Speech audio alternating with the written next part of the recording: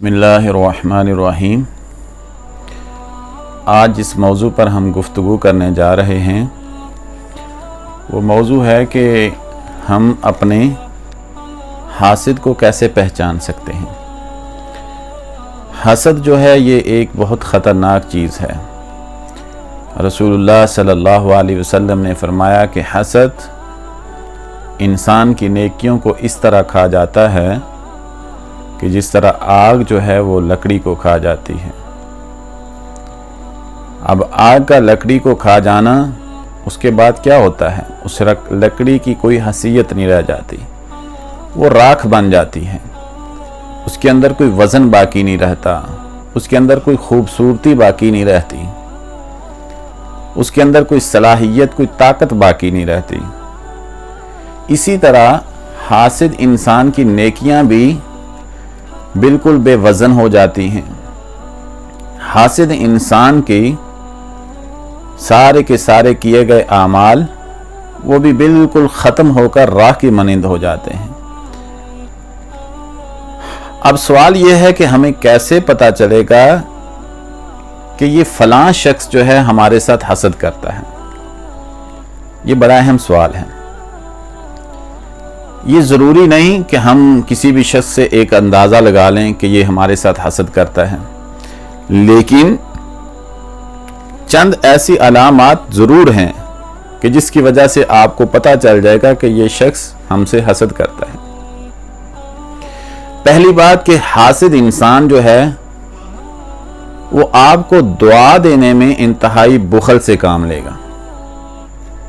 आपकी कोई भी नेमत देखेगा तो वो दुआ नहीं देगा, बल्कि उसके दिल में ये पहला ख्याल ये पैदा होगा कि इसके पास आई कहां से है।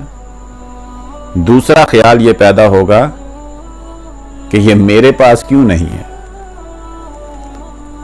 हासिद इंसान जो होता है वो हमेशा इसी तगोदो में रहता है कि फलां के पास ये है क्यों और मेरे पास है क्यों नहीं।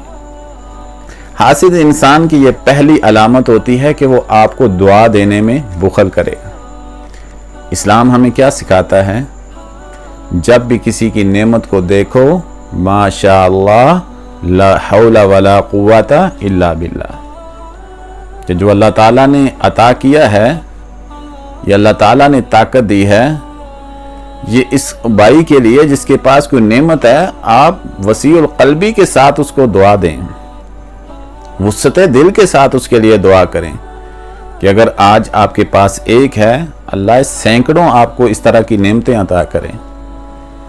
हासिद इंसान पहली अलामत जो है वो ये है कि आपको दुआ देने में बुखल करेगा।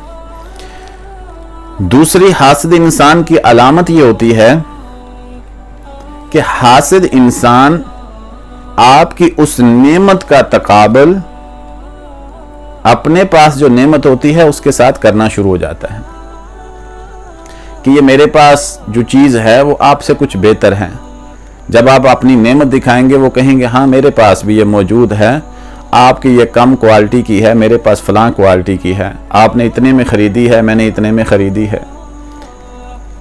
ये दूसरी अलामत होती है कि वो तकाबुल करना शुरू हो जाएगा। इस्लाम हमें एक दूसरे से नेमतों में तकाबुल करने का नहीं कहता।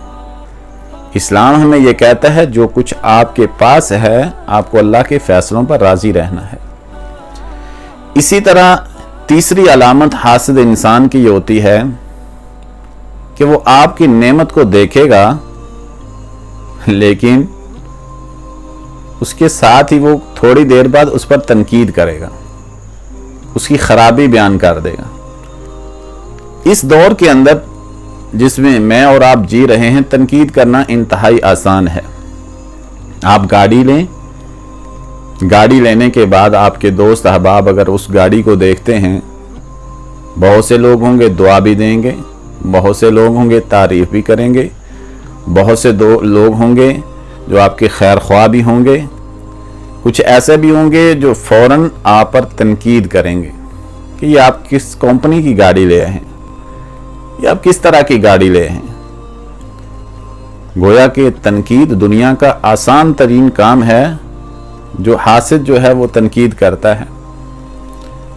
इस वजह से حاسد انسان کو پہچاننے کے لیے یہ چند چیزیں ضروری ہیں، اور بہتر یہ ہے کہ آپ کبھی بھی حاسد انسان کے سامنے اپنی ساری نعمتوں کا تذکرہ نہ کریں، ہر چیز اپنی حاسد انسان کے سامنے نہ لائیں، کیونکہ جو نظر بد ہے، حاسد کا اندر سے جلنا ہے، رسول اللہ صلی اللہ علیہ وسلم نے فرمایا کہ پہلوان کو نظر بد، پہلوان شخص، مضبوط طاقتور شخص، اس کو قبر تک پہنچا دیتی ہے، اور اونٹ جو اتنا بڑا جانور ہے اس کو یہ نظر بد ہنڈیا تک پہنچا دیتی ہے۔